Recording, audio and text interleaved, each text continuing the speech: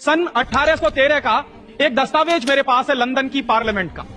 London में उस जमाने में हाउस ऑफ कॉमन्स चलता था, उस जमाने में हाउस ऑफ लॉर्ड्स नहीं होता था।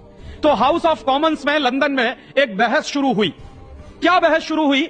बहस का टाइटल यह था, हाउ टू क्रिश्चियनाइज इंडिया।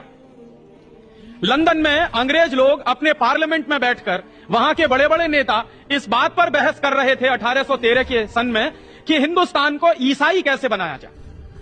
और इस बहस को जो चलाने वाला सबसे बड़ा अंग्रेजों का नेता माना जाता था, उसका नाम था विलियम विल्बरफोर्स। तो विलियम विल्बरफोर्स भाषण दे रहा था सन 1813 में ब्रिटिश पार्लियामेंट के हाउस ऑफ कॉमन्स में और कह रहा था कि हिंदुस्तान को ईसाई बनाना हमारा सबसे पहला काम है।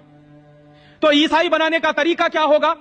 तो उन लोगों ने जो पार्लियामेंट में बहस चलाई, उस बहस में से उन्होंने 3 बातें तय की और एक प्रस्ताव पारित किया। प्रस्ताव क्या पारित किया? प्रस्ताव यह पारित किया कि हिंदुस्तान को ईसाई बना देना है, हिंदुस्तान को क्रिश्चियन बना देना है। और जब हिंदुस्तान क्रिश्चियन होगा तो वो अपने आप हमारे रास्ते पर चलना शुरू हो जाएगा। तो हिंदुस्तान क्रिश्चियन बनेगा कैसे?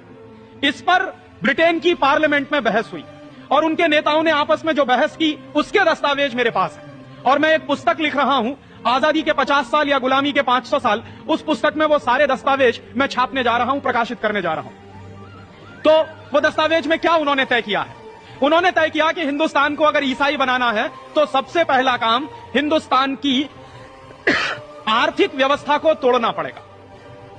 हिंदुस्तान में ये जो संपत्ति है, ये जो धन है, इसको लूटना पड़ेगा और हिंदुस्तान को गरीब बनाना पड़ेगा। तो जब हिंदुस्तान गरीब हो जाएगा और जब हिंदुस्तान में भुखमरी आ जाएगी तो यहां के लोग बहुत आसानी के साथ थोड़े थोड़े पैसे के लिए धर्म परिवर्तन शुरू कर देंगे।